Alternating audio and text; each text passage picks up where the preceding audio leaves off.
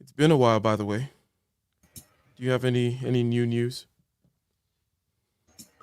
Well, it looks like I've lost a bit of money on some of my investments. What about you? Hmm. I've been well, and on the money side of town, there's just been more investments, more plowing back, I would say, into the machinery to help grow. So, uh, not Well, losing, but I may have liquidity problems eventually. if you have liquidity problems, just get some lotion, get some lube. Get some lube if you have liquidity problems. You cannot. Hey, the old money people used oil for their money problems. Used oil. Is that the preferred way? Well, they got into oil and gas. Now they're set for life. What is the new oil? What is the new gas? What does it represent? Energy, I presume. Well, to be honest, the oil and gas is here to stay for a while, even in the future, because the truth is, renewable energy, no matter how great it sounds, will never actually replace traditional and reliable source of energy. And to be honest, most people don't know this, but how do you think we even get the electricity? Do you think it grows from some carbon-free, emissionless source? No, it mostly comes from oil and gas. Well, this is indeed true. You know of the Lindy effect? It is what you said, but I do know about that phrase, the Lindy No, effect. explain it, please. The Lindy effect basically says that if a technology, it could be a social technology or something like a stool, lasts, then it is more likely to last even more. In other words, if something has been here for 1,000 years, it is more likely that it's going to be here for another 1,000 years. In other words, if we've been having benches, and even in our future even in our future when we're spacefaring creatures, we can't seem to replace the chair, right? Seems like the chair is always going to be here with us for the long haul. Why? Because the chair has always existed. So basically, what you're saying, I'm making that analogy. What I came up with, I'm just saying that because of your energy thing, right? If it's been here, then Did you make likely. an African joke there? You said the chair is here for the long haul. In some places in Africa and France, they don't have chairs for the long haul. Ah, well, you get the idea of the Lindy effect. 100%. All right, so I think let's get the show going, ladies and gentlemen. Let's go ahead and start the show by what am I supposed to do? Do I go ahead and let's just go ahead and play that little splash intro, and then we'll be back. We'll be back, ladies and gentlemen.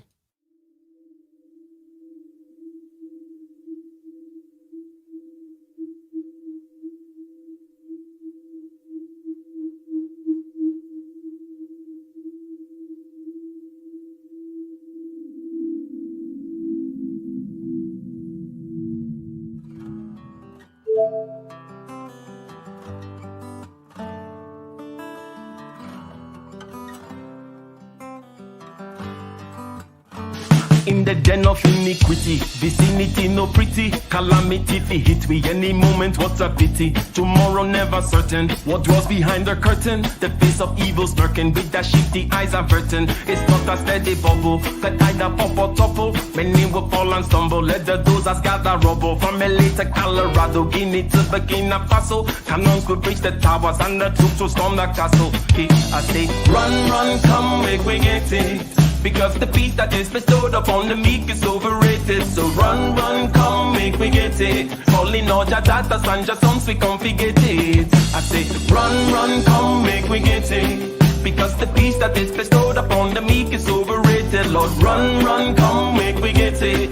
calling out your daughters and your sons, we come forget it. With the rubble steady rising, and hearts are compromising. Convictions here are stifling, making evil appetizing. The fists are steady forming, and countenance is falling. Defenses are withdrawing, possibilities are falling. In these your circumstances, evil will make advances. Pick up your sword and lances, and be sure to take your stances. Victory is never promised, the battle is upon us. Gather the brave and honest, and the righteous in your corners.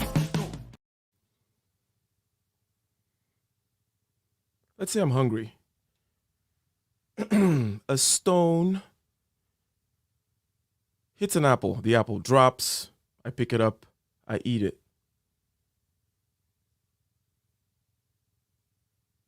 We look at such events which happen and we have a description for it up to the quantum level. We could say some quantum fluctuation have happened over there. Some electrons did their thing. Apple dropped. Some more stuff happened. But from my perspective, it was a red, juicy apple. I bit into it. The skin was a little bitter. It was tart but sweet. My subjective experience, therefore,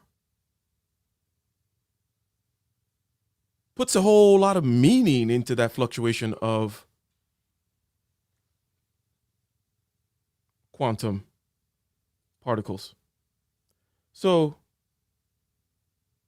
the idea of why it feels like something to be you, the idea of why there is the feeling of the ghost in the shell, the subject for whom the external world is an object, the reason why red feels like red, is a source of philosophical pontification.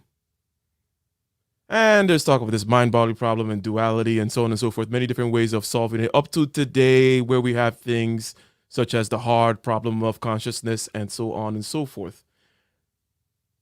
That aside, we're trying to have a conversation, a candid conversation about this thing, because it is fun. It is fun to see what we have done and how we have resolved this. Perhaps check our work regarding the resolution. With over here. Well, J. Ibrahim, how are you doing, sir?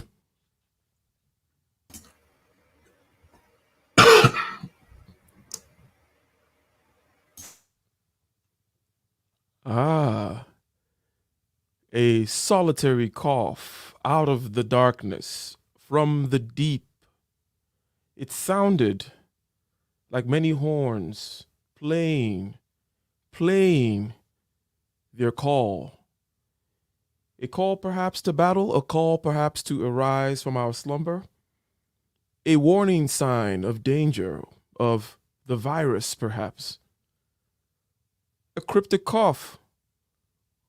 What was that, Mr. J. Ibrahim?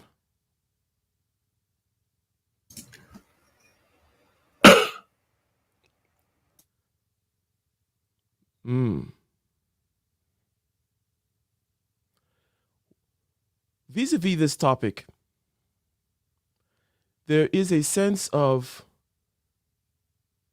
what our consciousness brings to the table in terms of the significance of this particular event.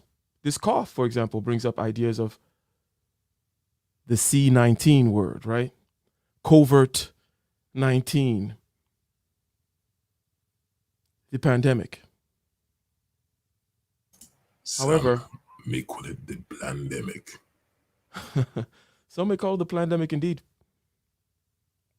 Some may call it the pandemic. There is always an aspect of plan, an irreducible, shall we say, ratio between planning and then what was going to happen based on a broader set of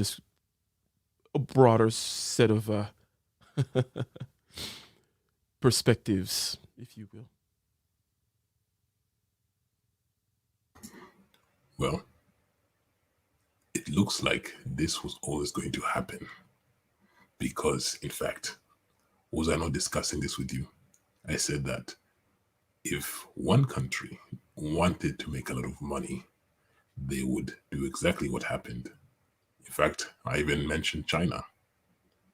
And what happened is exactly what happened. Who knows if it was by accident, through bats? I am very sure it's not because of bats. That is very unlikely. Was it the lab in Wuhan which were experimenting on rapid development of SARS-CoV-2 viruses, and one of them escaped by accident or a fool? Or perhaps it was even more malicious for economic benefit. The idea of following the money, the idea of asking the question, who benefited? That's kind of like a post hoc way of evaluating the situation, history, vis a vis the planned aspect of things. And then those who just happen to got rained on by the benefits as well, right? And to what end do these inquiries, let's say we were to find out for sure that came from the lab, it seems to be the case that the pace of the truth is what's important, not so much that it all comes out, in the sense that if I deliver the truth to the masses piecemeal over a period of 6 months, it is drastically different if the entire truth were to come out as one big explosion. Because you can go from, oh, it is definitely a bat, to a few weeks later, oh, of course, maybe it came out of this place. And in other words, more and more disclosure, but really there's no effect of the sort that may cause one to say that you shouldn't be lying to the people because they need to be able to make decisions and things would be different if you did not lie to them. That kind of stuff. But anyways, I digress. Well, in that point, I don't think it will be so meaningful in either ways. Because if you tell the people all at once, what will happen is nothing. The reason for this is because fear was implanted.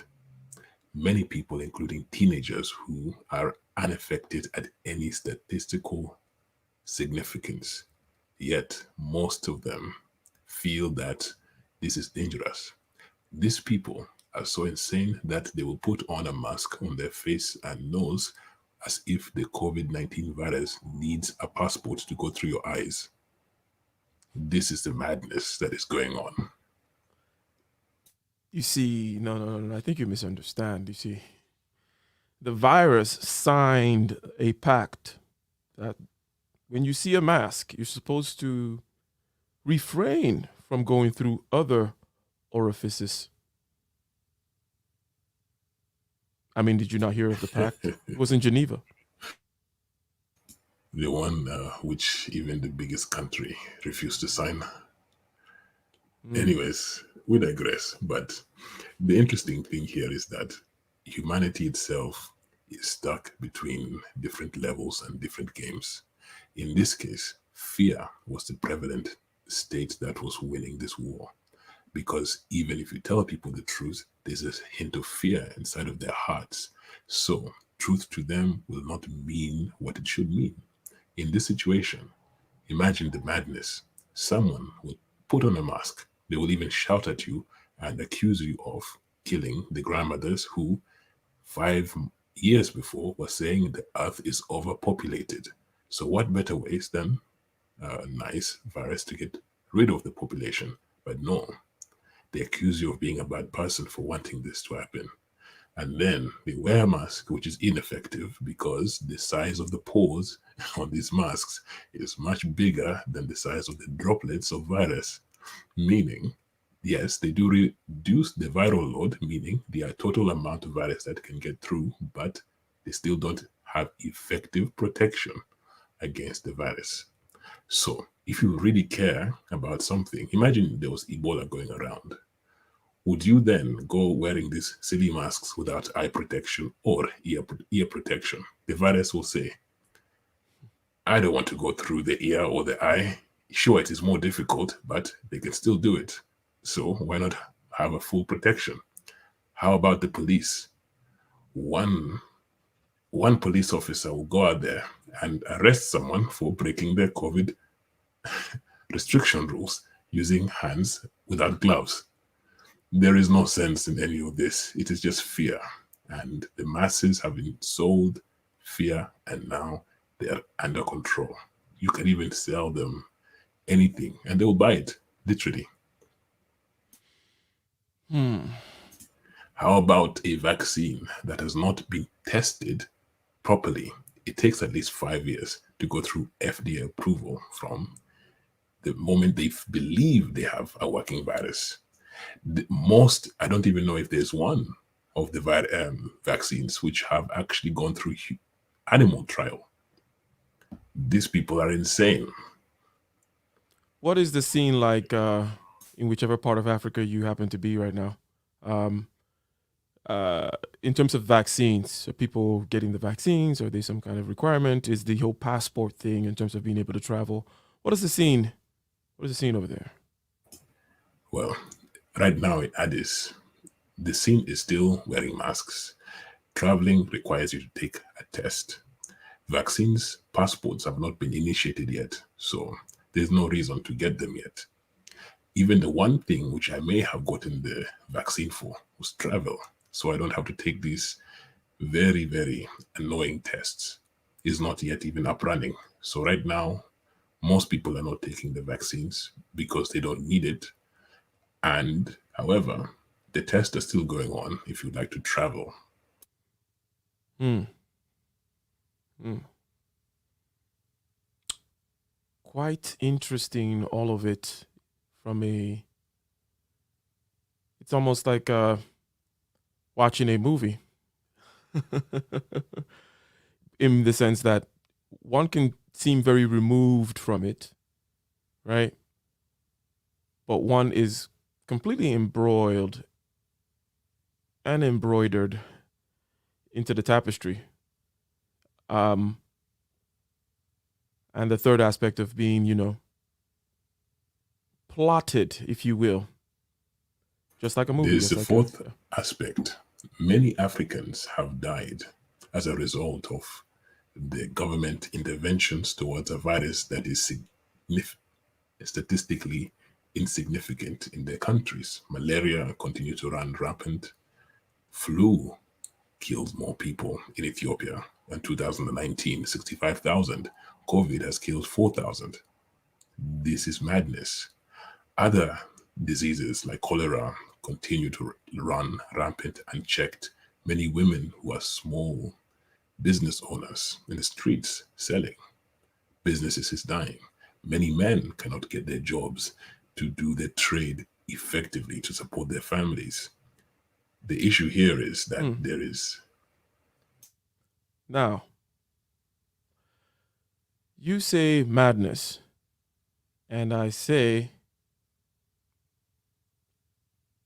correct. But madness is the law of history, right? If you look at human history, right, it is the history of a rather insane person, right? So let's look at the inevitability aspect of things. In other words, let's just assume, which I think is a fair assumption, that this is the state of things. COVID kind of highlights a particular absurdity, but the world is absurd and rather deterministic in a certain way. Right now, we're saying you could just lead them this way, you can sell them anything, you can make them wear masks, even though other things are more dangerous. You could do this, you can do that, and the other. Nothing new is the particular first axiom here. And that it is inevitable and deterministic. Therefore, what is the point then of saying anything? Or what is to be done about this fact? well, it depends here because you made an interesting point. I want to correct myself. I don't think that the world, or rather, I do not think that this is madness. I did say it in the sense of the behavior itself looks mad. However, in reality, the state of the world is as a normal man or woman's mind. Think of the world like a large mind of a person. Mm-hmm. There's internal distress within every individual. This is called the soul searching, the turmoil that runs deep within your own mind. Who are you? Are you a good man? Are you a good woman? Are you a good child? Are you any question you ask yourself, you must contemplate with even madness. Mm-hmm. The world is, in an abstract sense, just an extension of one person's mind. And within that mind, there is very little consistency Mm-hmm. because the person is fighting within ideas. Each individual is the idea. There is no true idea because even if you follow the most logically coherent path, because of the pure chaos in this world, it does not even significantly increase your chances of getting what you seek. Sometimes just riding the chaos is more beneficial than trying to fight against it. Hmm. The madness, the inevitable madness inside, and the inconsistency of each of us, and then writ large. It's like you, as you mentioned, doing this fight. You're trying to find a preferred energy state, or shall we say, balance? Shall we say, equilibrium? Right, and whichever way, there are obviously different ways to go about finding that equilibrium. Okay, and you feel this imbalance, this loss of equilibrium, as you mentioned, soul searching. Who am I? What am I supposed to do? All that kind of stuff. And whatever path tends to lead you, or your sometimes it's the path of least resistance, sometimes it's a fight or flight response, whatever it may be, you take the path that leads you to some kind of balance, some kind of equilibrium, right? Is that more or less the model you just dropped on the table? Yes, but you see, even for you to reach balance, you must have something to stress and strain against. The world, the being, the self, and living requires there to be an antagonist. Without the antagonist, there is no hero. You are the hero of your own story. You could even be the villain still. You are one fighting against the grain, even if it is your own self. There has to be something in the world that you want to overcome, and that is the chaos. Following the most logical path does not lead to what you even want. Mm-hmm. Good. So rather than go, woe is me, or oh my God, it's so crazy down here, we should rather be saying, okay, this is what we want. This is what we will, if you will. And let's be adults and let's reconcile ourselves in a perhaps Dionysian way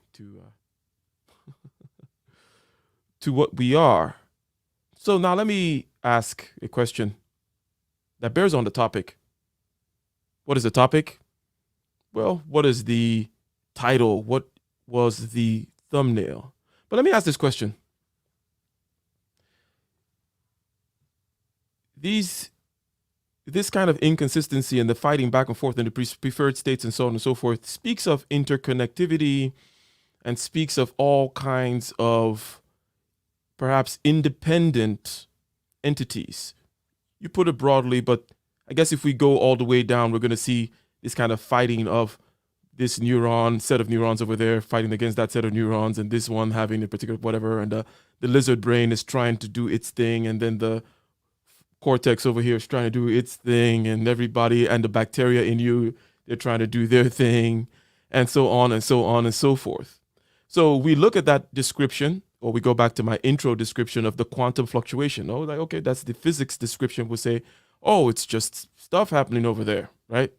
Then it goes into your subjective space, and there's this thing called consciousness, which immediately arrives into the scene, if you will. And from this description of bacteria doing its thing, and the lizard brain doing its thing, the stomach doing its thing, the genes, the selfish genes doing their thing, blah, blah, blah, inconsistencies that we want, and preferred energy states.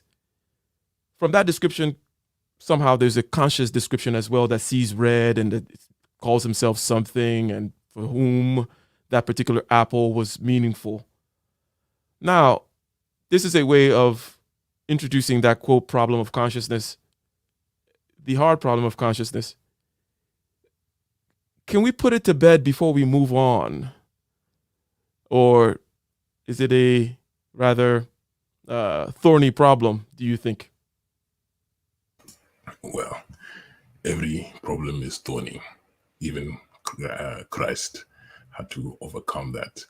But let's put it and say it out here. There is no problem with consciousness. There is no hard or soft problem. There is simply being, and there's demarcations. These are separations of states. They are descriptions of difference, but there is no actual problem. Consciousness, the body, the material, and matter are all one and the same. They all stem from being. Everything else is just a separation. Your tie is different from your suit, yet it is also part of the suit. Yet both are materials, yet both are made of different materials from the atomic scale, depending on the scale you're looking for. You can market millions, if not infinite, meaning going forever, of differences between the two numbers 1 and 2. You can find infinite ways to break those points between that down: 1.1, 1.1, etc., until you will never reach 2. But that is meaningless at some level.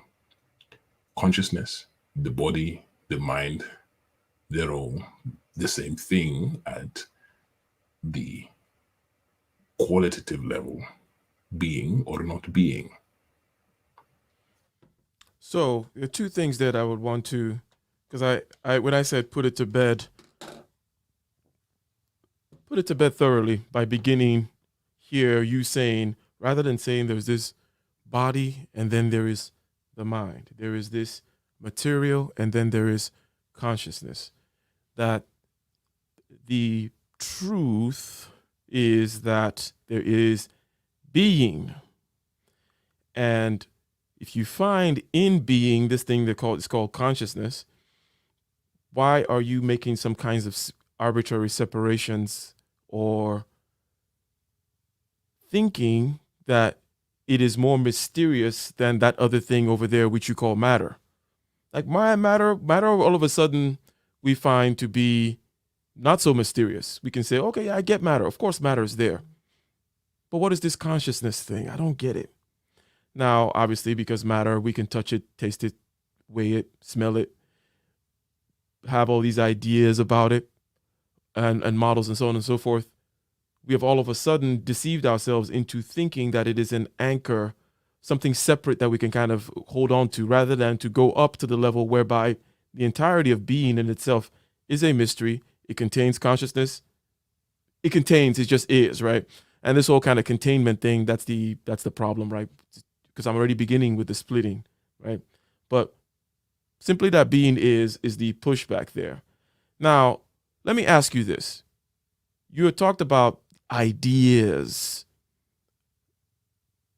Are you a Hegelian idealist? Do you think that the ideas matter? In other words, if everybody were to somehow resolve the mind-body problem for themselves, resolve the duality problem, the I think, therefore I am problem, whatever, this consciousness thing, were to be able to have clear ideations in their head as to why perhaps it is irrelevant or maybe it doesn't exist or blah, blah, blah, will that change anything? Is there some kind of process of which this represents a stage, and if you get over that stage, something moves up, along, sideways, spirals, whatever? Any feelings in that direction? Yes, mostly. No, 10%. First, let's talk about a comment you made about matter being something that we can observe, analyze, see, and touch. Actually, most of the world's matter is dark matter or dark energy. We can't really interact with it. We can't measure it. We can't see it. We actually know it's there due to a theoretical difference with lights and other things that we shine at it, and we can't see it, for example. So it is actually through a negation that we can even seemingly interact with it. The interesting here is that it really depends what you mean. The steps that it takes for a man or woman to reach the level where they start to contemplate and resolve these philosophical problems. Now, I said there is no mind body problem, but in the world of philosophy, it still exists. If a person can overcome this by themselves through, there is only a few reasons, through divine intervention, meaning God or some higher power revealed itself to this individual, which I hope it is not this case because that means they've not learned or developed themselves in the steps necessary to reach the next level. Or it could be through wisdom. Wisdom is the ability of the man or woman to understand themselves, the limits Mm-hmm. that life presents itself as pertaining to their existence, as well as their power to influence the course of trajectory of their lives, lives of their loved ones, their friends, and the future. If this person has reached this level of understanding, and if it happens to most of the world, wars, all of these things that we currently know, pandemic problems, taking stupid decisions, instead of saying, if you are fearful of the pandemic, if you are sick, stay home. If you want to continue, continue. If we have reached a level where reason and logic and emotion, true empathy is ruling us, then the human experience will be totally different from now. We would be living like gods within just 20 or 30 years. The ability to communicate without too much impedance of thought, intentionality, being able to focus on a trajectory and then move with the course. This would lead us towards a supernova event.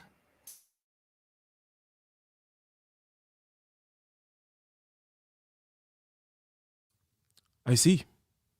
So there seems to be in you the idea that it would be meaningful. How about the possibility of whatever the critical mass is, right, in your model, the possibility of them being able to do this, which we just described? In other words, ideate such that they can get over certain Gordian knots that have tied us up as human beings, one of which is this mind body duality issue, the consciousness problem, the hard problem of consciousness, blah, blah, blah. You say, would a supernova type event? How about the probabilities? It's not going to happen. Why not? Humans are created that we are divergent from the norm, yet also reaching a state of equilibrium. Perhaps the average man may reach higher level. However, for majority of us to reach this state would be impossible because we're built to not like the state of perfection, especially the women in our generation. By generation, I mean human generation. Women, for example, are built by nature to never be satisfied by anything. They are that which drives progress.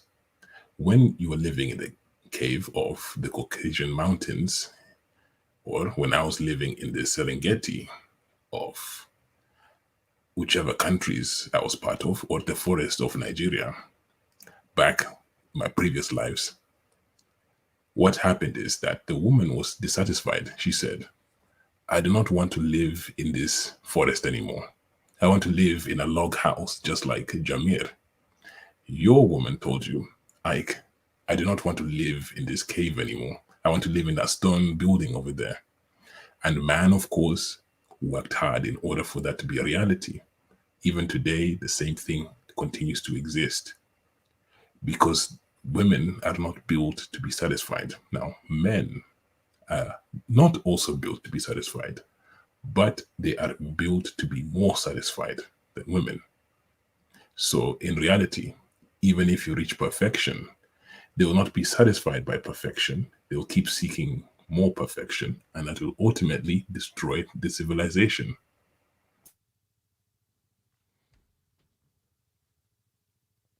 So A, it will not happen.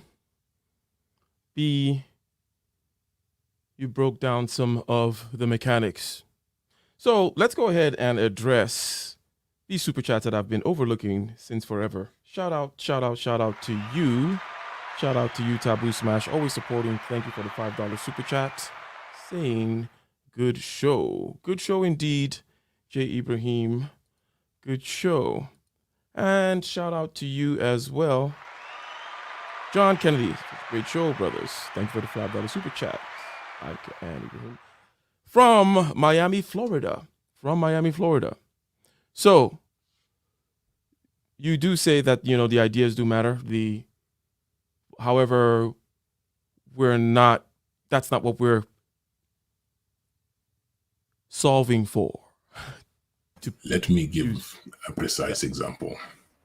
Racism is at the lowest rate, more or less, given 5% difference that it will ever be in a human population that have differences as significant as we do.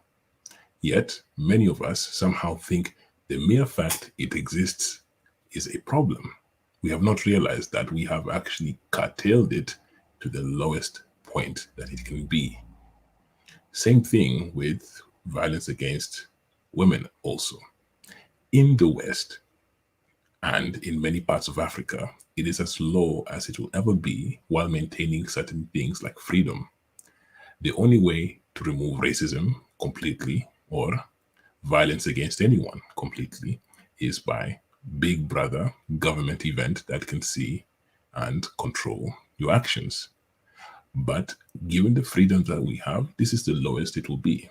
We're not wise enough to understand this, and instead we keep having people trying to impose perfection. This is an example of that aspect, and these are very high intelligent people. Highly intelligent people pursuing, and perhaps it tend to be more, even in more danger of pursuing whatever perfection / utopia that they may be dreaming of. And there's a reason why they're more dangerous, because they tend to perhaps go in there because they have something to prove. After all, they're not the warrior prince types, generally speaking. So we have little scribes out there trying to gain status, right, by manipulation. So, roughly speaking, when you say that everything just is, right, is there a substantive change in your point of view, in your subjective consciousness, if you will, when you accept this kind of non-dualistic way of looking at the world, this non-mind-body problem way of looking at the world? You don't separate between consciousness and matter. You just simply say that everything simply is, that being is what being is what it is. And this idea of trying to couch consciousness in matter or couch matter in consciousness is a problem. Now, why does the human mind from time immemorial find themselves in this problem? Or is it a particular cave that was constructed for us? In other words, man not necessarily have an issue. Because, for example, I think perhaps maybe a Jungian might argue that primitive man, however defined, had a more holistic view of the spirit-matter dichotomy and just took the world as is what it is. And we may be interpreting him as perhaps spiritualizing things, right? But maybe we have no good enough vantage point for which we can perceive and judge him, right? So why the split? Why the problem? A change if one breaks free of the problem? Is there a phenomenological change in terms of one's view of the world, if you will? When you understand that you are God, there is a huge change in that man or woman's life. We are all God because we carry essence of God's nature within us. Every atom that has ever existed or will ever exist stemmed from the same point. You can call it the Big Bang or the time when God burped or whatever point you want to call it. But we are all made of the same things at the atomic, electronic, or any other matter prepositions. Even if you want to say matter is different from the thing we want to call consciousness, we all stem still from that. God's breath, God's nature, God's soul, whatever it is that connects us, we are also part of that same thing. We are the same. There are differences. If you look at God's shoe, it is different from his hat. If you look at his nipple, it is also different from his other parts. The point is, they're still God. We are still God. If you reach the level when you realize that you are God yourself, you will begin to treat others differently. God does not see the murderer or the worst criminal any worse than the best of us because we are all his children. There is something about that. If you want to be moral, truly moral, and not just contextually moral, let me give you an example. A contextually moral person says, I see someone suffering, I want to help them. It is not that they want to help them, but they want to reduce their own suffering because they suffer when they see someone else suffer. Mm-hmm. A truly moral person will say, I want to help that random kid in a random part of the universe whom I don't even know exists from a problem that does not exist yet. That is true morality. Maybe it is less practical at that level, but that kind of thinking would not allow poor kids in some countries to be ignored while our own sense of morality is being filled up to the rim because we are so-called helping those who we have direct context-dependent empathy towards. This is what being God allows you to do, seeing everything for what it is.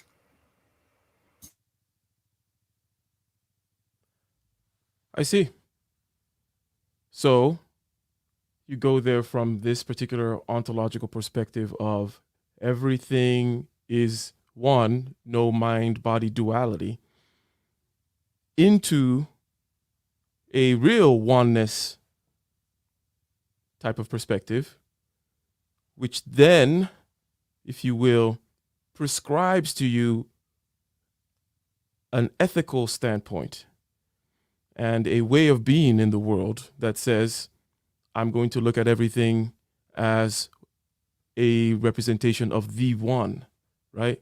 So beginning with solving this mind-body problem by acknowledging that the being is the fundamental thing, and let's stop trying to think we can get a hold of being by creating these splits, artificial splits, tension, and like, I think I have a hold of being now because I see matter and I see consciousness, so maybe I can talk about them separately and as though I you want were to actually. respond. Go ahead.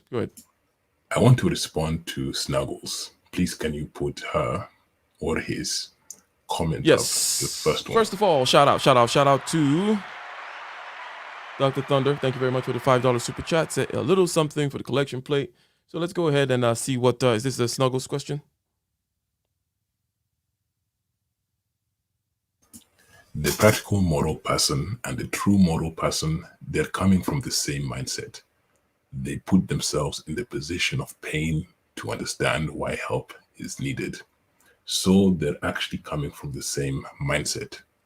Snuggles, I understand this, but this is a powerful comment because I wanted to get here. When you are contemplating if you should help someone, there are practical considerations. How likely is your intervention likely to help or even make things worse? That is very important. But also, your mindset and intention and will must also be aligned towards the good. Because if you align your intentions to the good, then you will, of course, be doing things which are more likely to be aligned with truly trans temporal aspects beyond time to also still be implemented. But if you only focus on the practical and you say, I can't do this because I don't have enough money to go and pay for a poor child's education, which costs $50 a month, that is practical. What will happen is you will never apparently have the money to help this child, even though you do.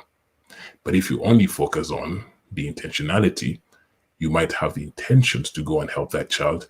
But if you don't have the practical mindset to continue to be in that child's life until they had actually graduated to a level where they're self-sufficient, then you may even cause more harm. The two must align succinctly for you to truly be moral. Hmm. Hmm. I see. And if Snuggles has any pushback, she can go ahead and leave a $5 super chat. Okay. So I think you've taken down this.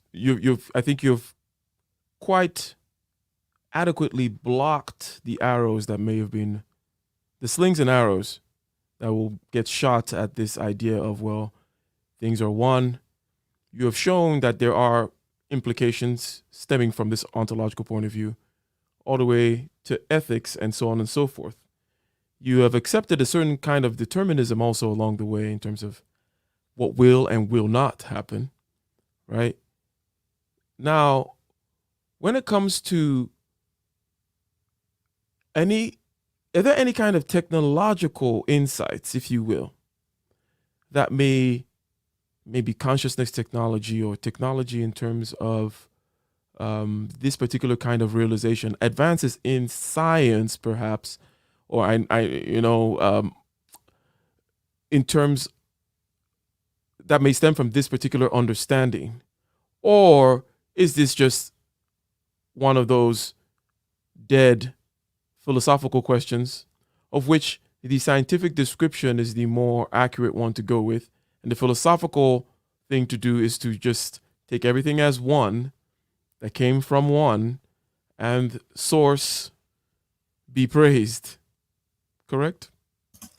First, let me give a very clear and precise, abstract understanding of the mind-body problem, and to show you that there is no problem. Good. Now, there are many theories about our being. One of them is called the simulation theory. That states that we are probably inside a simulation of a game of life. God is a programmer or one of those kids living in God's parents' basement playing Sims 2, not even the latest edition. Now, within this conceptualization, there's a few things that we must consider. The sim is made of a code.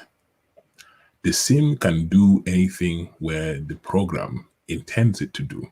The program is written beyond the physicality, or at least the accessible physicality of the game. The code is a string of numbers, 0, 1 in a particular array. However, the code codes the physical body. The body is the manifestation of the code. Your body is the manifestation of your consciousness. Your body has boundary limits, rules of interaction. The rules and interaction of our body is determined by the laws of the Pauli distribution. In physics, there is a limit of interaction and the space between electrons, meaning when any two things interact with each other, which are closely packed, the electrons repel. When I touch your hand, it forms that feeling of hardness because the electrons repel each other.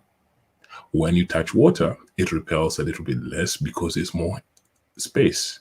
When you touch air, it repels even less because there's much more space between the atoms, so the electronic separation is even less. The point here is we have a body, and the body is such a thing because of the coding. It is simply a code. And the code itself is the consciousness. This is just a part of the code. Now, it is still real in the sense that, well, our body, this thing that exists, is limited by that code. But that code is not limited by much. This is who we are as humans. At the highest level, I cannot say for sure, of course, because we do not know. But the code and the consequence of the code are one and the same thing. So you're repeating it. You are quite adamant about it. You say that the code and the consequence of the code are one and the same thing. The problem.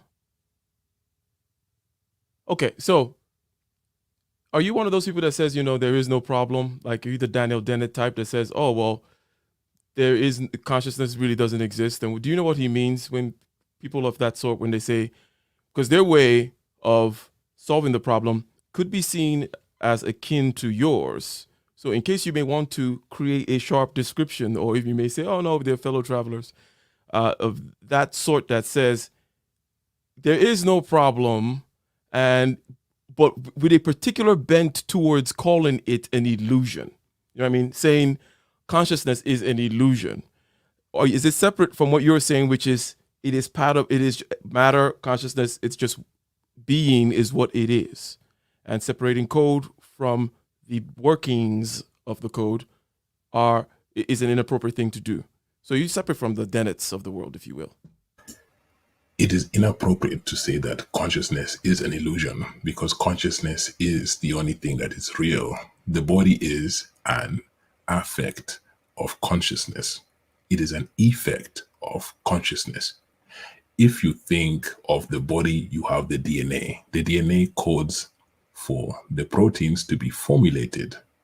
The proteins are the body. The DNA is an abstract of consciousness, yet they are both made of the same things. Consciousness is real. Consciousness is like water. Water will fill the container and take shape of whatever it is. Along the method, it will change, it will interact, and it will have the rules that govern the physics of motion within the water. That is what consciousness is. It is taking the shape of this physical body. If we were built of different things, our consciousness would experience life differently. If we were built and our bodies were made of gaseous molecules instead, we would be gods in the universe, going through as suns, burning across the vacuous space. Consciousness is the thing that is eternal. The body is a car, is a transport mechanism, but it is also the effect of the consciousness. So, a pushback that what does exist, shout out to Snuggles, thank you. You still have the same position as the $5 champion. The pushback that consciousness is what exists, that we tend to couch everything else that everything is in there. The only thing of which there is anything to be talking about. Self-evident. Now, are you suggesting a certain kind of panpsychism, in other words, right? Or is panpsychism also mistaken in its approach? Because if I were to describe panpsychism, he would say that consciousness exists in everything, and different arrangements or there are different layers to consciousness. And the electron has some kind of consciousness, right? But the ant has a different kind, the amoeba, so on and so forth. But that since atoms exist and consciousness exists together in being, it is a necessity. It does not come out of nowhere in terms of a particular arrangement. The breathing of God's breath into the clay, if you will. Is this a certain kind of panpsychism? What will be the issues with panpsychism if it is different from what you're saying? There are no problems with panpsychism, and panpsychism is not too separate from this, but there are a few distinctions that I want to make. In nature, there are different states of consciousness. You may not experience the emotion the average black man faces because you do not process those emotions. Am I right or am I wrong? Do you get enamored by the fact that there are not that many black men in engineering in America? Or is it something that does not faze you to the same extent as the average brother or sister? You're right. It does not. Things of that sort tend not to faze me. Yes. You are missing an experience. Within human consciousness itself, there are different states, different types, and different focuses. The majority of people focus on the emotional state. The ability to express, feel, and process emotion is part of consciousness. You may not be feeling, at least in the extroverted sense, the emotion majority of people face. That means you lack in that aspect of consciousness relative to your peers. The electron has its own state of consciousness in just the electronic level. The electrons have rules of interaction. Electron can only enter into allowable states. A human can also only enter into allowable states. A human cannot just pop in and out of existence and end up in Germany immediately. Those are the hard rules of the body. The electron has its own hard rules as well. Okay, so hold on a second. You're basically saying, okay, there are these rules of interaction, these rules that make it such that if X happens, Y has to happen. And that these same rules are what basically at the highest level consciousness is. That consciousness, therefore, is a framework that draws a boundary between something on this side of the boundary and then something else on the other side of the world. And where there's a interface between inside the boundary and outside the boundary, there's certain limitations and rules as to how the interface takes place. And that is, in essence, what consciousness is a separation. That hence the idea of that subject-object separation is an artifact of the fact that subject and object are interacting and there is a rule governing them and so on. Yes, exactly. But I want to correct the word subject object. It is all just object interaction. It is through the lens of a subject.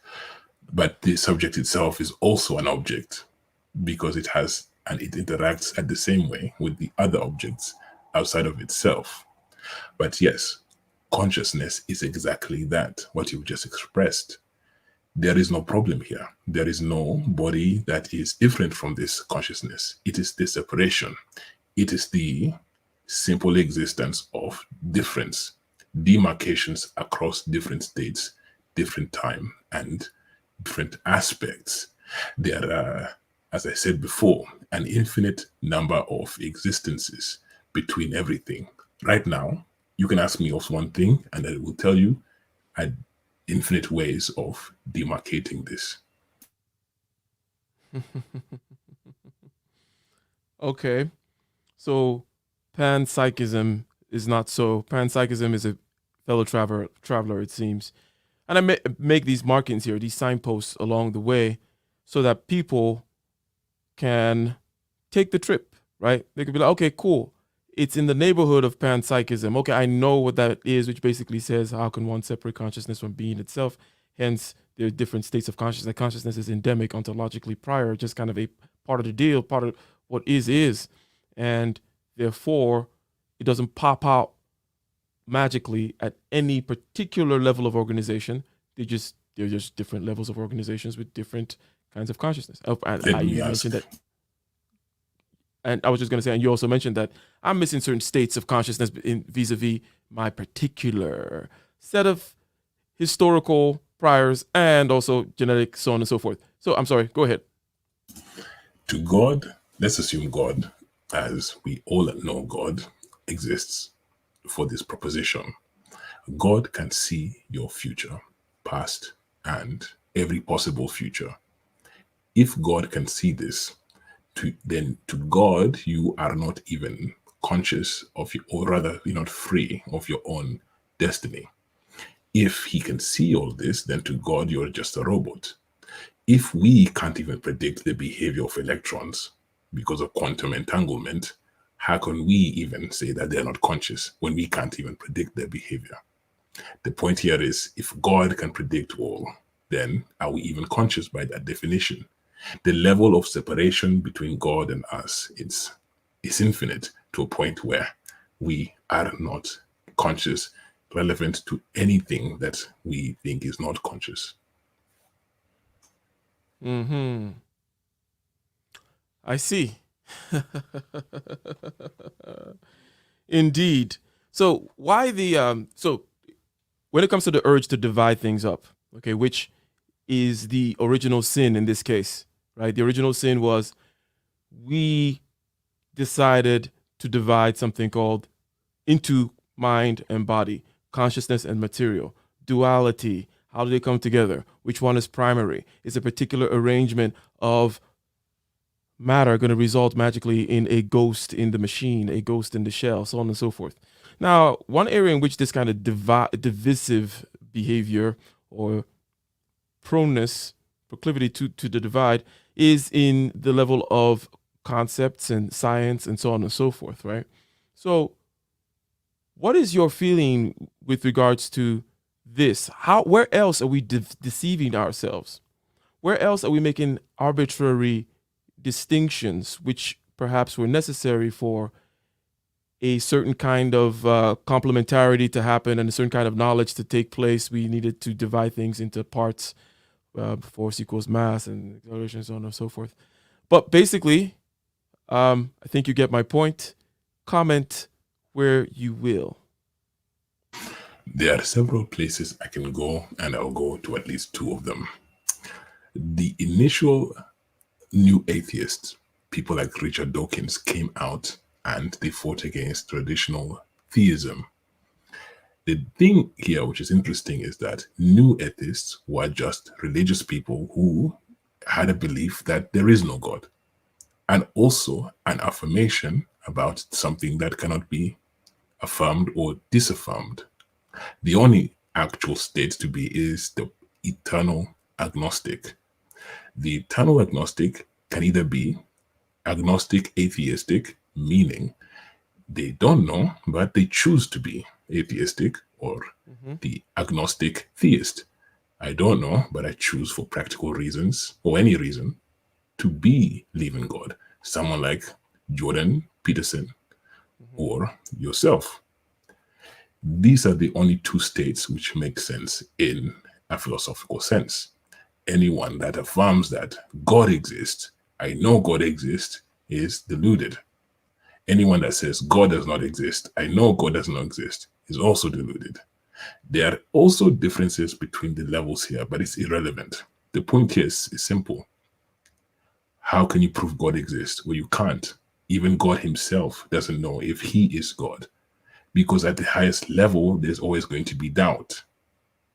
God is thinking, well, I exist, I'm being, I'm the first being. Well, God asks also himself, how do you know that?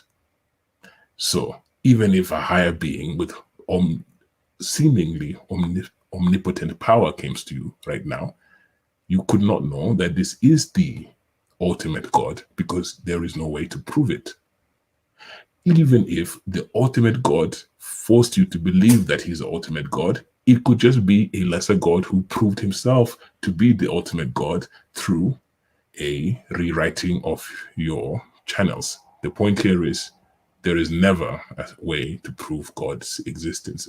God being the ultimate source of being.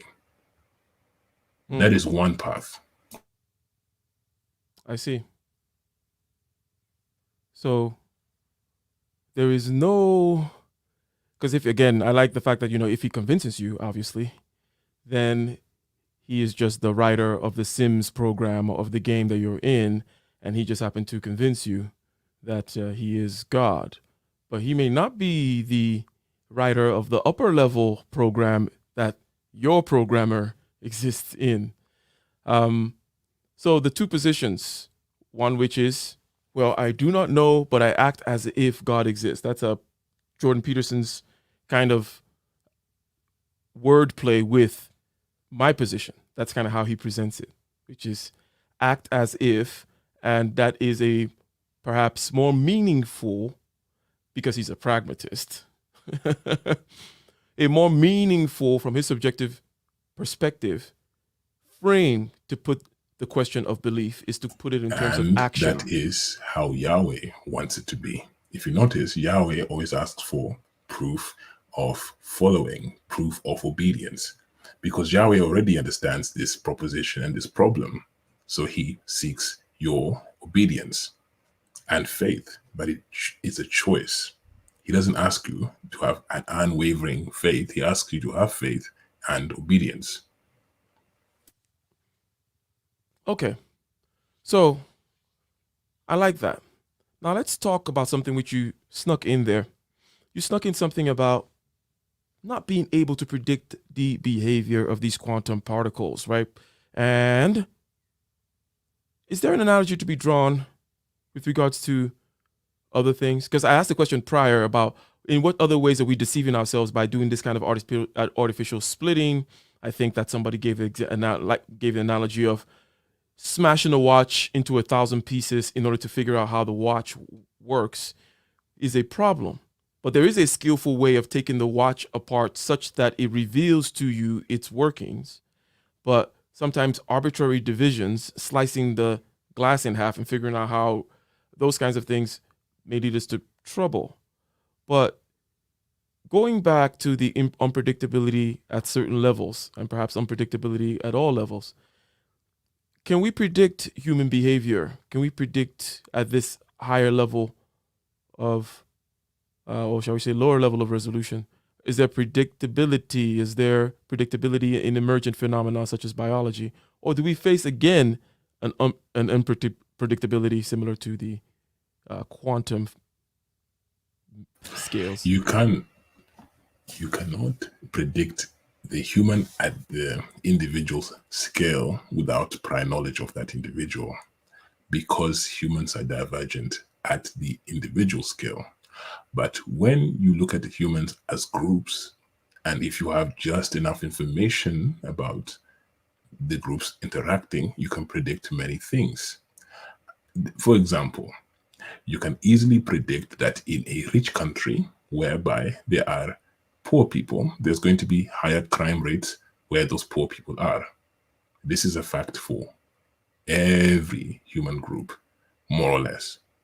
That's a prediction that exists. You'll get the conservatives saying, just believe in yourself, work hard, do this, X, Y, and Z. And this is all true. However, the human mind or spirit, when interacting with the environment, it interacts with the environment as a group. So if the situation is as is I've described, they will not work towards that way. They will simply end up involved in crimes or other things, because that's how, and that is the natural thing to be in that situation. Exceptional people fight against the grain. Humans do what other humans do. This is very predictable. We can predict that if your child is of a single mother stock, statistically, they are not going to make it far in life. That is a huge prediction. Hold on one second there. A couple of things. First of all, just to remind ourselves, mainly me, of where I was, it's the whole place of prediction, right? Predicting one versus predicting the many. And then you mentioned something also about statistically making predictions, and people tend to make a silly little error here, which perhaps bears noting, which is looking at somebody and ascribing to them statistical judgments that pertain to only a group. It does not make any sense to look at somebody and say, well, you're more likely to be rich. You're more likely to have a rich uncle. Like, they don't have a rich uncle, right? So, you can say, well, in other words, people do this kind of taking from a particular level of abstraction or scale or whatever, applying it differently, inappropriately, I should say. But let me pull back again to this other thing about prediction at this individual level and then prediction at the big level, because this is true also of kind of like atomic particles of. Let me give it different beyond using the quantum example. You have a system of a big pipe, a big tank on top of here, and then a lower elevation, a receptor of something. You have a system of pipes and pumps and so on and so forth. There's going to be energy loss. There's going to be all kinds of things going on. Now, you could say there's individual molecules of H2O flowing through that system, each of which is going to have a very different experience. Some of them are going to bump against the walls more of the pipe and contribute to that loss of energy due to friction. Some of them are going to have a smoother ride. Some are going to have a more direct ride, while some will be going backwards at a particular time. Some are going forwards. But you can look at the whole system and you can tell the velocity at the outlet based on, well, here's the change in elevation, right?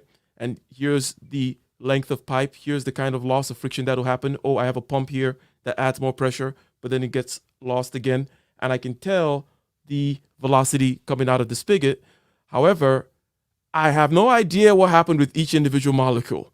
They had a very different story to tell as to what was going on in there with very different experiences and so on and so forth. So is that a fair analogy when it comes to being able to predict at an aggregate level, but not so much being able to predict the individuals, if you will? Exactly. You see, even if Bernard became successful in 1900s America, married Snuggles, had great children. If Bernard's children then interact with racist America, they will be set back several steps. When you're looking across time, the collection of events will add up so that it becomes or follows a particular path. I like that because there's something that I tend to go back and forth with, a particular phrase, which is that the past is not past. Have you heard that one? And do you see a tie with what you're saying? In other words, that there is a notion of, well, this is not 1950 something, but there is another notion that says the longer past something is, the more solidified its contribution to the landscape and so on and so forth. Almost similar to that Lindy rule, which we talked about earlier, which is, the longer something has been around, the longer it's probably going to be around. Therefore, its effects accumulate. So the past is past. You heard that one? What do you think about it? Oh, the past. Sorry, the past is not even past. Well, you know that we have twice as many female relatives than we do male relatives. Why do you think that is? It means that there are more women who have had children than men. Of course, it's logical because more women are desirable than men across time. We think we have the issue. So you asked me and then you answered it. Just to reiterate the answer, it was a rhetorical question, so I'm sure there's some point of emphasis there. Basically, women are more successful from a reproductive standpoint than men. Most men will, a lot more men do not procreate than the women over time. And as you said, it makes sense. All you got to just open your eyes and look around, right? Yes, but the manosphere is built on an apparent problem in our time. This problem is not apparent to our time. This is the eternal problem. This is the eternal state. What is your position on the problem? In other words, the problematization of things, or presenting of things as problems and problematics, if you will, as opposed to, because it goes far. You can just say, call this as a problem, for example, and there are also many kinds of postmodernist ways of finding a problem everywhere, right? A real problem is if you're stuck in Louisiana in a slave plantation where all the That would be a previous problem. people Yeah. tried to run away and their legs were cut off. That is a real problem. Anything before that is not a problem. Now, even that, I could argue, is not a problem exactly, but I will agree that that is a problem for the purpose of conversation. Anything less than that means that you have the ability as a man to be able to confront the world and challenge it and win that challenge because you can conceptualize ways to deal with that world. There are many ways to find healthy, successful women in this world. You choose to focus on the woman who lives within the boundaries of your neighborhood. That is not a problem. Now, it is a sociological problem because you might say, well, this is part of the zeitgeist, the experience of many men currently, and that is true. But in reality, you as an individual do not have a problem. The collective have a problem. This is why I demarcated between the collective and the individual. The individual has no problem. The collective has a problem. Mm-hmm. Yep. So to tie these analogies together, because I had mentioned if there is a reflection above from the level of the quantum, unpredictability of the single, and then by the time you start having multiples of them and you know the interactions, then you can predict. And I talked about, well, if you have multiple, any kind of fluid, whether it be gas or water or so on and so forth, this is the black box analogy, okay, whereby you don't necessarily know what's going on in terms of the individual pieces and processes, but you know what inputs will cause what outputs, and you can build that kind of a model and be able to better predict what's going on. So let me ask you, do you, in your phenomenology, right, therefore, that looks at this ontological substance as one, the same, it is, we can trace the path through how it's similar to Buddhism and certain kinds of ways that more empathetic views of the world, if you will. Now, does this presuppose that in your, where is the space for, let's say, thoughts, dreams, the place of the collective unconscious, for example, and their reality, since they are as well, or do they be less than any other kind of being which we see? Where is this? What is the beingness of dreams, thoughts, and is there such a thing as the collective unconscious? Yes, the collective unconscious is a legitimate being. In fact, many religious people call the collective unconscious God. This is what most people believe is God. Their worship of Yahweh, Allah, Buddha, or any other deity or a human figure of a deity is actually misplaced. They're worshiping the collective unconscious, the consciousness of all human experiences up to a point.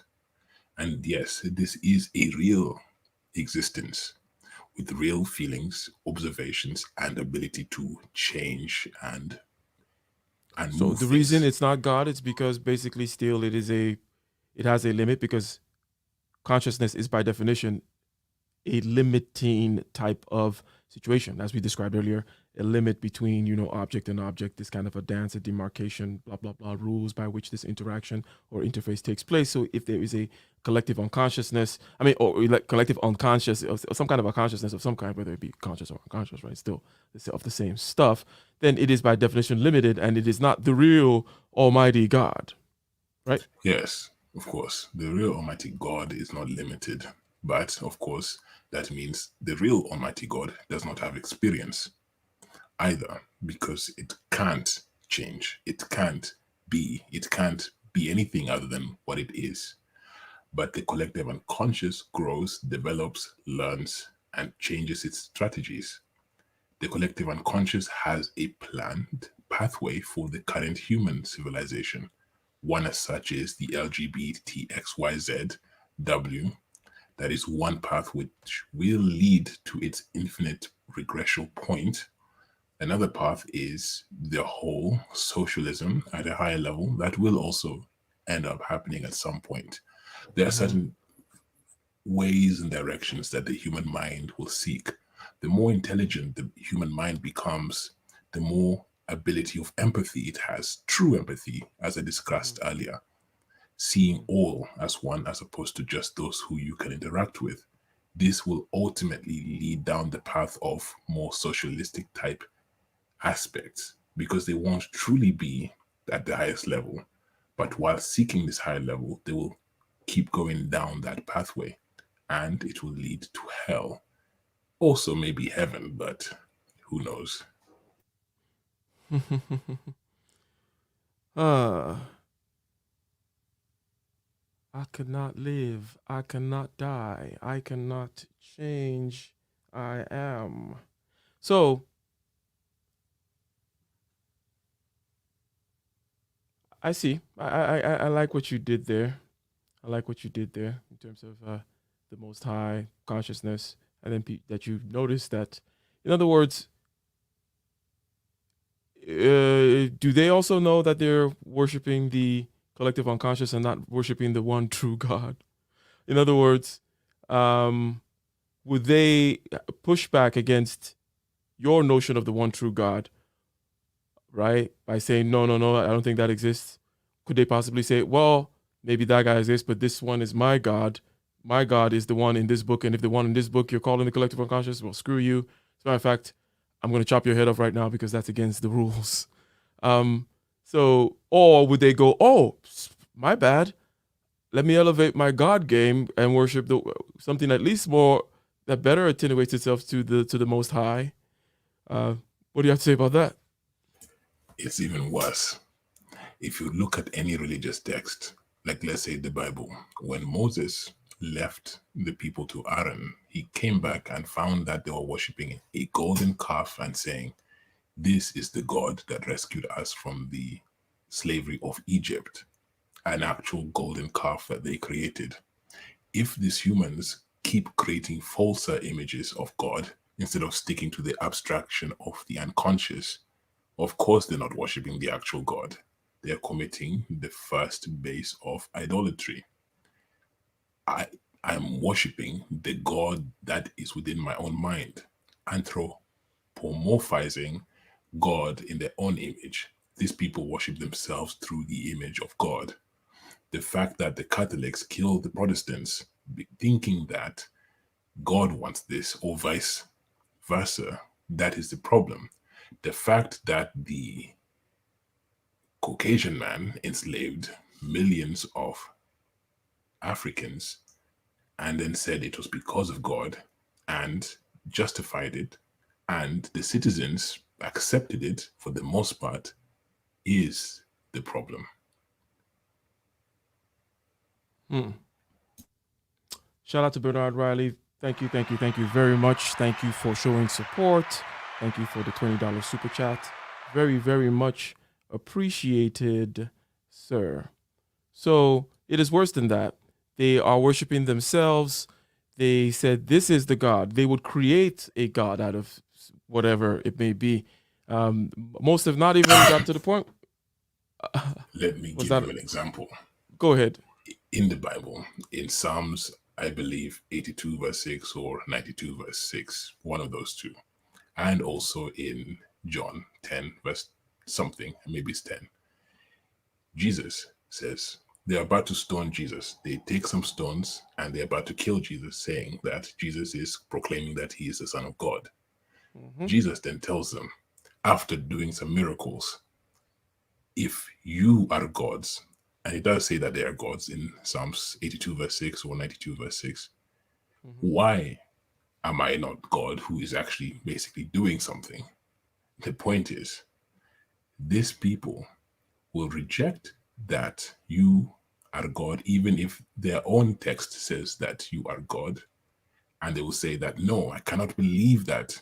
Not because they will say that I believe in the Bible as the word of God, yet you show them a scripture in the Bible which is very clear, contextually correct, that you are a God yourself, but Mm-hmm. they will reject it and they'll fight you and they will try to kill you. Literally. These people are self idolatry worshippers. What is the percentage of these people and the percentage of whom are not that? 90, 10. And the 10 are trying. It's really 98 2. Okay. The 10 are trying.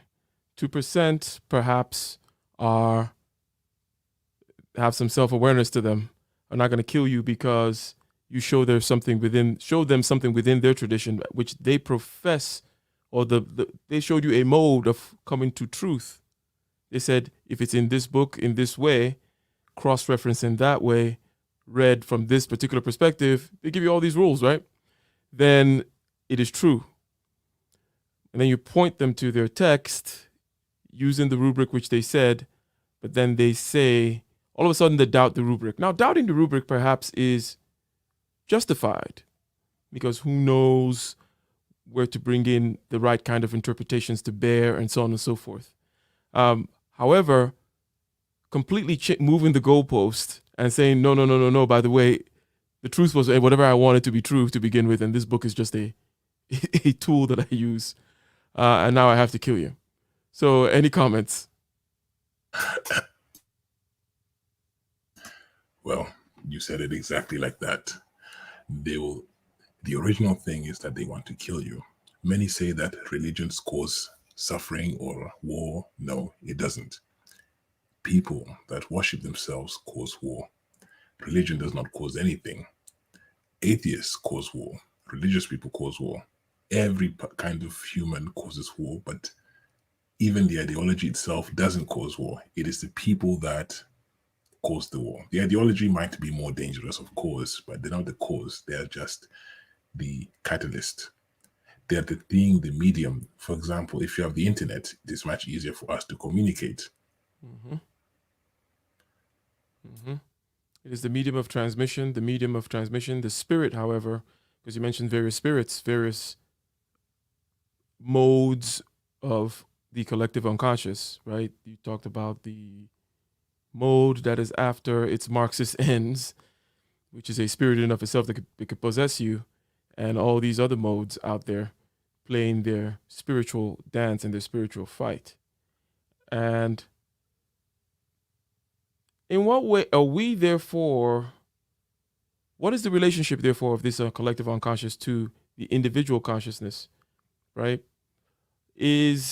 Are the workings of the unconscious as significant as the workings of your liver, your kidney, so on and so forth? In other words, that in the world of matter, there is in your organism a set of amazing processes that involve all kinds of organisms, bacteria, so on and so forth, all kinds of systems evolving separately, differently, so on and so forth, having different, shall we say, lineages and genealogy, even, and that this thing comes together.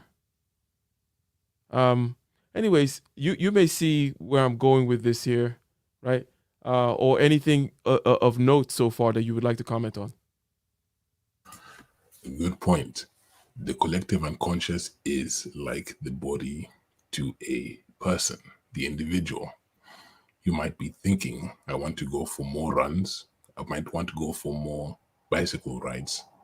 You may have even the idea that you want to become a millionaire, but you are struggling within your own self. The collective unconscious is an abstraction of the human mind within the body. This is how it relates to each other. So, of course, if you're looking at the collective unconscious in a more kind of humanistic aspect, is that the collective unconscious shows the pathways that humans can go towards, and the individual human have no chance to change things. Slavery was going to end even if the Civil War in America was not won by the northern states.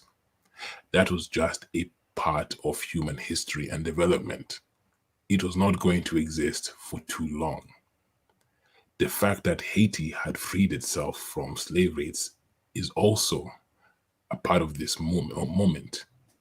So the point here is that the collective unconscious has a will. The will might not be perfectly expressed, same as your own will to your own body. You might not be able to rule your own body or even your own mind in the ways that you want, but that will is there. It is a matter of times and discipline and other aspects, which then, of course, show if this becomes a reality. So, in that body analogy, the unconsciousness, the collective, right?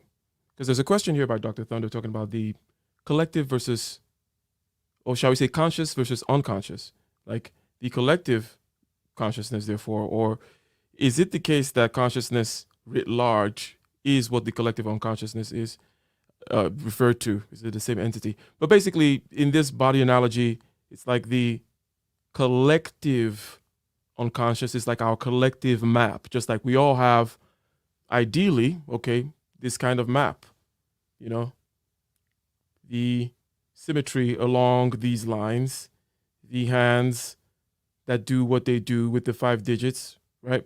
We all have a similar body map, and it has its thing that it wants to do, and it is best at that which perhaps it is for, if you will, because it does it, and it's also perhaps the best at doing it.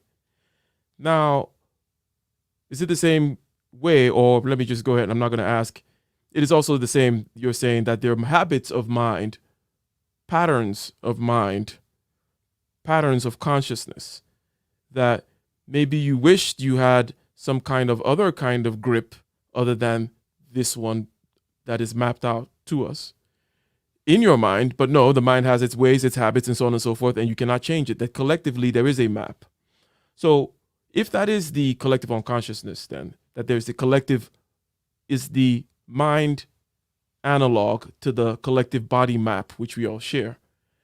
Is there such a thing as a collective consciousness then?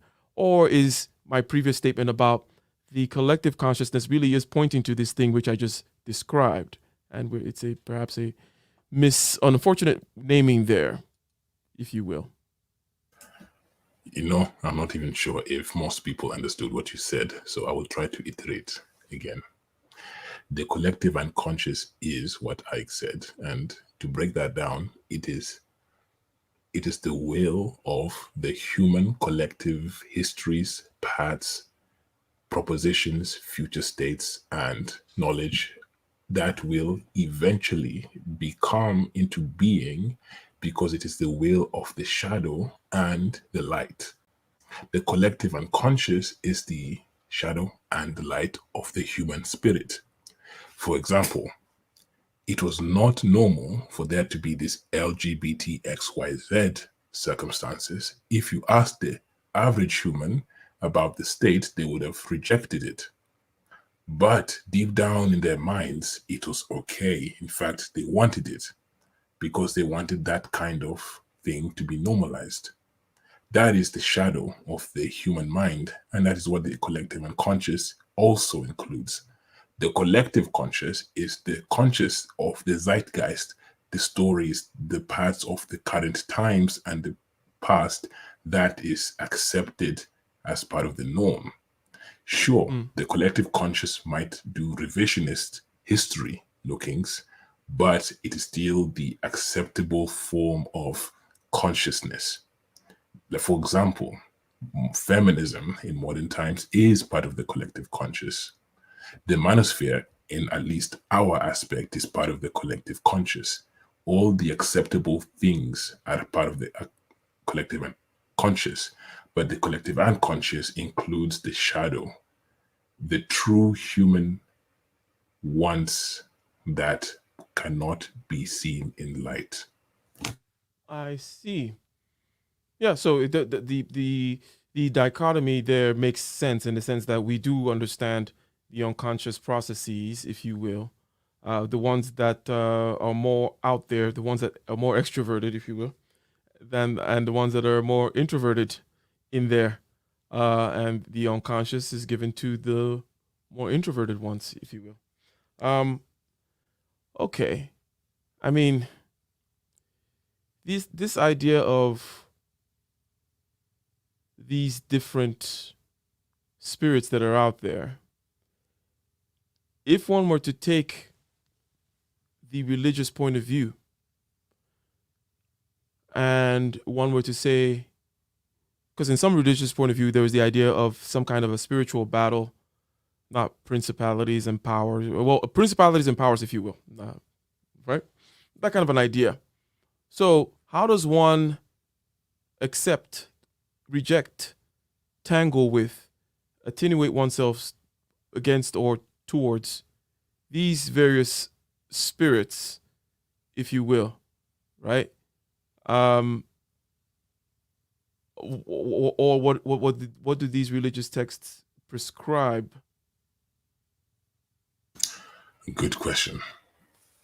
Well, the religious text prescribes slightly different things depending, but let's talk about some of them.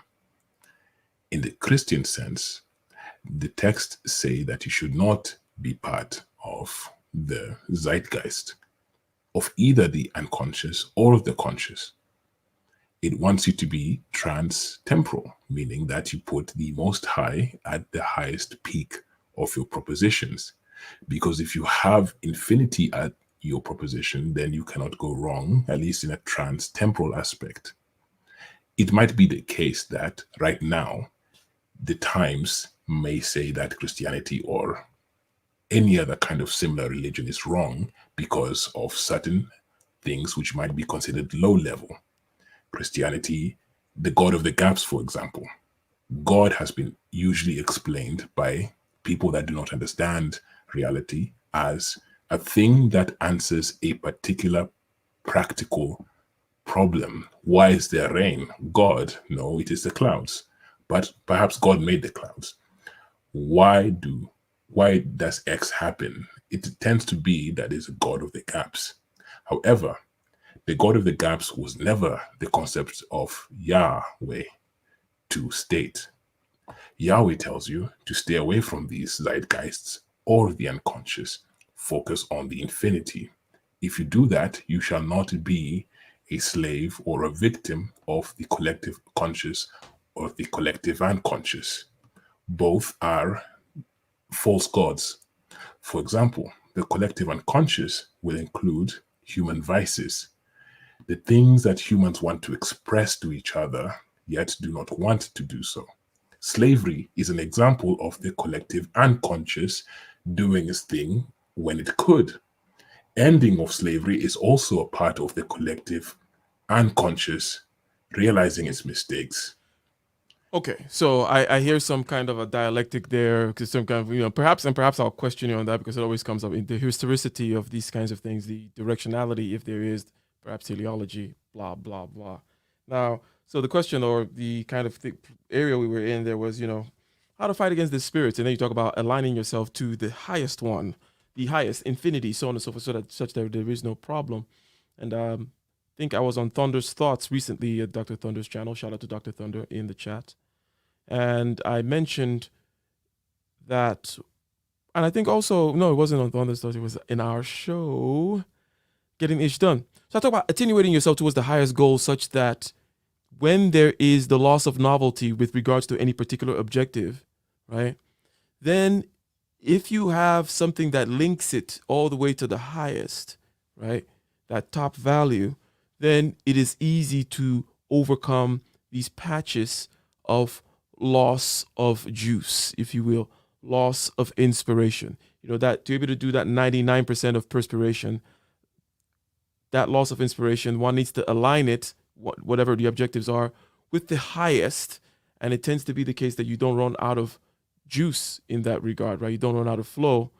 And also, I think Jordan Peterson tends to put it in the way of, pick the heaviest load and then things will be okay with you. In other words, you will be the best version of yourself, right? You Jordan Peterson is explaining seek ye first the kingdom of God and his righteousness, and all others shall be added. So on. Go ahead. Good point. Jordan Peterson is explaining the aspect of seek ye first the kingdom of God, and all these will be added unto you. He's also expressing the point that you must pick the heaviest load, which then will mean that you have the immigrant perspective. That is what the heaviest load is, which is why many immigrants succeed far more than the natives of a population. However, it is still not the highest or even remotely high. If you attenuate yourself towards infinity, God itself, the zero-dimensional reality that is and was not and could not have not existed, yet is zero-dimensional God, then you are fine and you are moving beyond everything, because nothing can attenuate itself against you. People can knock you down because they can attach to a insecurity or a yearning or a wanting that they have power over. Simple. If what you seek is beyond what they have potency over, then you cannot be a slave to man. You can only be a slave to infinity. And since you cannot comprehend infinity, then you are free. Indeed. And there are many paths up that hill, right?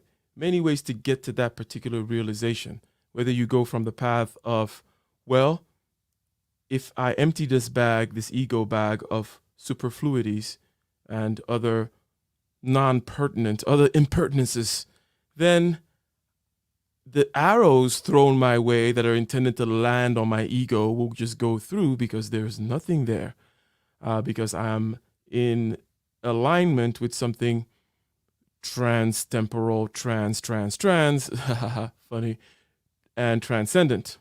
So it is that's one path to get there, many other paths to get there. The picking up the heavy load, the fact that meaningful work means hard work, and so on and so forth. And if you take on the toughest task, then all of a sudden the evil is sufficient unto the day is the evil thereof, right? In other words, if you have already have the biggest load. Lucky, the issue with the load, which I didn't get to, is if you are lucky, picking the largest load will allow you to succeed beyond your peers.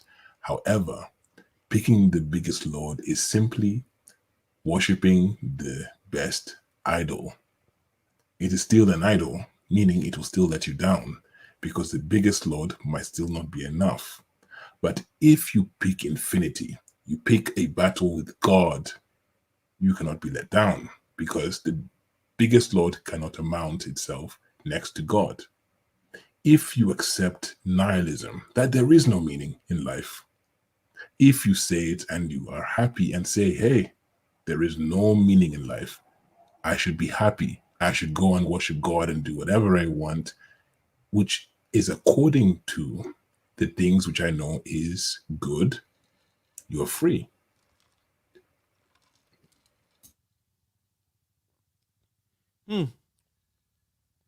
Apologies, ladies and gentlemen, for the strawberry break. Hopefully, it wasn't so obvious that something biological was going on. Chewing on the mic it's a horrible habit. So I thought about that right now. Hopefully, it didn't sound too bad. And there goes that whole thing. There was a quantum fluctuation over here, and you guys received the information as strawberry eating after a certain amount of interpretation. And from my subjective point of view, there was a taste to the strawberry. You guys are missing that piece of consciousness, which I have, based on the proximity of the relationship, and so on and so forth, or some of the things that we've laid down. Okay, some of the gems we've laid down on the way here. We came in here to kind of just lay some light down so that we can know where exactly we stand and why we have left the problem of the mind and the body alone. and why it doesn't really, why it's not really a problem, and hence the question of the hard question, the hard problem of consciousness is a misguided question, resulting from that splitting which we should not have done, the splitting of being into what we say consciousness and matter, or so on and so forth, and that all attempts to resolve the problem are equally problematic. The problem, you should just never have brought up the problem to begin with, and what you need to be doing is attenuating yourself towards the highest and fighting the spirits, whatever spirits they may be you're trying to fight. Ain't that right, J. Ibrahim? Exactly. And to answer Nazarene's question, God is so abstract. How do you even align yourself? Here, my advice would be that you accept that you cannot fully align yourself towards the good. However, you are conscious of the fact that you are trying, meaning you're open to newness and change in this whole procedure, and do not become filled with the sin of pride at any moment. The knowledge, the intentionality. The Bible, one second. Mm-hmm. When the Bible says pride comes before a fall, this is actually just the Dunning-Kruger effect. When you start to know something, you start to feel like you know it, and you get yourself deluded that you know it far more than you do. And of course, the chances are you will meet someone who knows it far more than you, who will then knock you off your high horse. That aspect is the Dunning-Kruger effect. It was noted in Proverbs.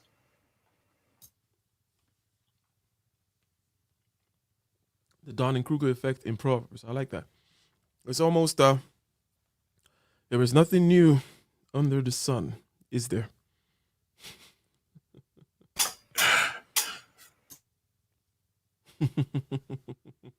So, the things that I had asked about consciousness perhaps were, in that analogy, and going down too deeply into, what is your view on phenomenology, if you will? What do you think? What do you think about the grokking of the universe through the observation of phenomena, and also the generation of phenomena? In other words, it's a very kind of a subjective thing, where it's like, what I mean by subject, I mean like that whole subject point of view type of thing, watching the world as it presents itself to the subject. Is that a worthwhile aspect, or does it help you, for example, in attenuating yourself to the highest? That, because you had mentioned the knowing that you are attenuating yourself to the highest, even though you don't know what the highest is, right? That in itself is a way. You've mentioned things like open and so on and so forth. Now, is a phenomenological point of view, a point of view that tends to look at the world as it presents itself to us, is that a tool to have? I'm going to align myself, and then I'm going to have a phenomenological point of view such that I can receive the world as it then perhaps changes in its appearance to me as a result of my alignment. Blah, blah, blah. Power level 9,000. This is a great question, Ike. In fact, I'm excited. Yes, phenomenology allows you to view yourself as part of a reflection in a mirror. It allows you to view the external from self as a mirror. The mirror works by light shining on it, then it reflects and refracts back to you. As a human, you are limited also by your body. This means that your sins are predicated and limited by those of your peers. The idea that you will be judged on an infinite plane of pure subjectivity is flawed. You do exist in a world of others who have also their own goals, wants, propositions, and also desires. You are equally allowed, yes, at a moral sense, and required to do your best in competing in this world. The issue here is, do you compete with rules that are generally perceived as acceptable, or do you go beyond and above that by inducing cruelty? So this is very, very important because the human mind must attenuate itself towards that which is relevant to the times when it comes to practical aspects. And when I say practical, I don't mean just by which can be viewed by the other in the mirror. I mean also and really that which can be viewed by the self. If you, Ike, decide to be a dictator and take over Nigeria in the next 10 years, and you may even end up killing a few 100,000 people in the process of attaining peace. And then if this peace leads to Nigeria becoming one of the world powers or even just a successful country with far more peace for far longer, you could be justified by God's standard, at least, in that proposition, if both your intention and actions were towards that. Within the current Shall we human, pause here? And hopefully it was not a bad spot to pause. Just to kind of elucidate that point, because it's a point of perspective, but perhaps you saying that the general understands that in order to take the heel or in order to get by us enough time in order to do necessary things, some men are going to need to be sacrificed, right? So from the point of view of the general, that is in other words, the general is not going to be judged that why did you sacrifice men? If the war by itself was not a kind of a judge thing where it's like, oh, well, fighting war, then everybody's going to be judged. In other words, if the war was a just war, general's not going to be judged for sacrificing men. It is kind of part of the stew, if you will. Is that related to what you're saying? 9,000 power level. Exactly. Everything is related to the current times, the individual, the judge, the general, and everyone involved in that game. In the current times, at least when it comes to the rules of power, which is what governs our current state, many African countries are part of the International Criminal Court, ICC. 99% of all who have been tried are of African descent. Yet, you would see evidence of someone like Tony Blair, for example, who has caused an illegal war to occur when he knew that there is no weapons of mass destruction. Or others like Tony Blair, Hillary Clinton, who should be charged for international criminal case. Of course they won't be. The point here is that the African countries are still part of it. You could ask yourself, why?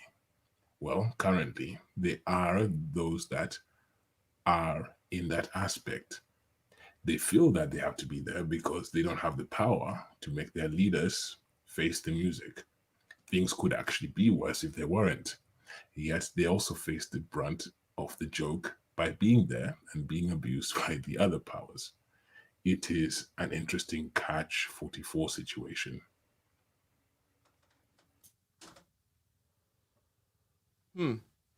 So, such inequities in systems of that nature are always bound to exist. I always like saying that, well, somebody has to be at the bottom at some time, right? And if That's because you're at top. Yes, indeed. It reminds me of a joke about Seinfeld that Seinfeld made. Well, it's not a Seinfeld joke. Seinfeld tells a story about his dad. And are you familiar with Seinfeld, Jay? I know I never asked you that. You have to introduce him to me. Names escape me. Well, Jerry Seinfeld. Well, the Seinfeld show was a sitcom. Okay, so he's a stand-up comedian. But no biggie. He had a big show in the 90s. But the point is, the point about he told a story of his dad had this one lame joke, but he told it pretty well. I know that joke. Are you sure? Yep. Oh, let's see if it's correct. That here's a guy. He comes home and he meets a man hiding in the shower. He's always been suspecting his wife of cheating. Okay, goes into the bedroom. Wife is alone in the bed, and then goes and finds a man hiding in the shower. And he asked the guy, "What are you doing here?" And he says, "Well, everyone's got to be somewhere, right?" And I thought that was that is a that is a Seinfeldian type of joke. In other words, to introduce you to his kind of what he does, right?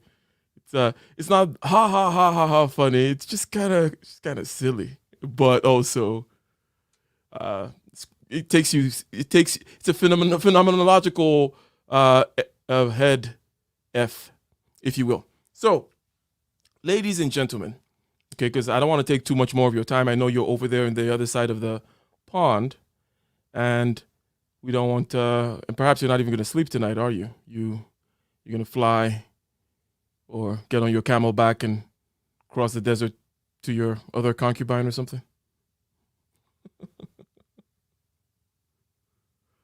No response. Muted. Okay. So, ladies and gentlemen, we came here to talk about the ghost in the shell, the mind-body problem, the consciousness-material duality, and the various ways in which this particular issue had plagued us in our thinking. You see, I think that philosophy is useful in the sense that it is a manual that shows you here are the typical kinds of problems that you will encounter when it comes to being and knowledge. Okay? Knowledge about your being. Whom am I? Why am I here? What is, right? And here are the typical kinds of problems you might face. Here's how we've been able to shake some of them up to the level where now we can pass it off to science. These are no longer questions anymore. And hence, it's kind of a manual against the God of the gaps type of a view of things. But generally speaking, it is a way to learn how to put those worries to rest. And we try to put the worry of mind-body duality to rest today. The idea of why it is like something to taste the strawberry. Why do I have that experience and you don't have it, but for you it's just a quantum fluctuation over there? That this idea of creating these artificial separations, mind, body, spirit, matter, so on and so forth, when really there is just one being which contains whatever phenomena we happen to find in there. What gives us the right, what gives us the warrant to start creating these perhaps false demarcations, which give us problems down the line. So, ladies and gentlemen, with that, we shall bid you adieu. We shall be back for another one. Thank you very much to those who contributed. Thank you very much to Dr. Thunder. Thank you very much to those in the chat, Nazarene Beats, Chaos Reign, so on and so forth. In my dreams, I see a fiend handing out leaflets that warn of the second coming of Jesus. While police disturb the peace and see shit, I be chilling in the corner counting gold pieces. Cause money is the I bust my ass for. Money keep me rolling on the asphalt. What the world asked for, I got the cash for. Even got my pimp license and passport. How did we go there? How did we go from the heights of Hegelian dialectic conversation to talking about pimp licenses and passports? Well, it is all contained in existence. It is all contained in there, is it not? And why create false dichotomies and distinctions without a difference?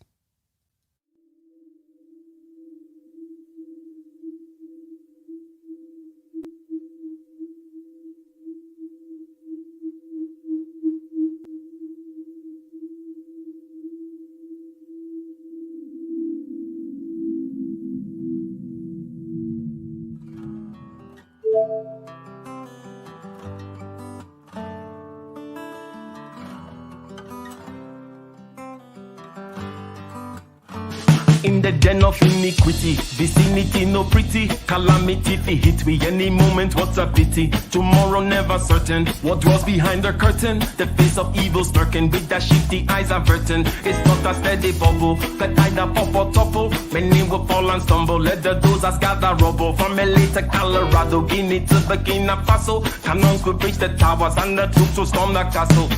I say, run, run, come, make we get it. Because the peace that is bestowed upon the meek is overrated. So run, run, come, make we get it. Calling all your daughters and your sons, we come forget it. I say, run, run, come, make we get it. Because the peace that is bestowed upon the meek is overrated. Lord, run, run, come, make we get it. Calling all your daughters and your sons, we come forget it. With the rubble steady rising and hearts are compromising. Convictions here are stifling, making evil appetizing. The fists are steady forming and countenance is falling. Defenses are withdrawing, possibilities are falling. In these your circumstances, evil will make advances. Pick up your sword and lances and be sure to take your stances. Victory is never promised, the battle is upon us. Gather the brave and honest and the righteous in your corners.